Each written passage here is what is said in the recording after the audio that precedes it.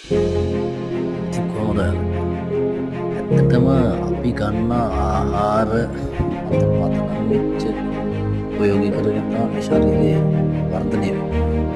ඒ වගේම මේ ශරීරයට ගන්න ආහාරවල ඉතින් අපද්‍රව්‍ය අනවශ්‍ය කොටස් ප්‍රාමාර්ගයෙන් මල මාර්ගයෙන් දාඩිය මගින් අප සොටු යන ඒ ආකාරයෙන් පිට වෙනවා. එතකොට මේ පද්ධතිය මල බහිස්රාවීය පද්ධතිය ක්‍රිය වුණා.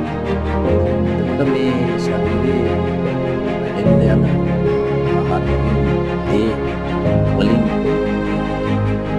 මස්කෝබ හැදෙන එක අඩපණ.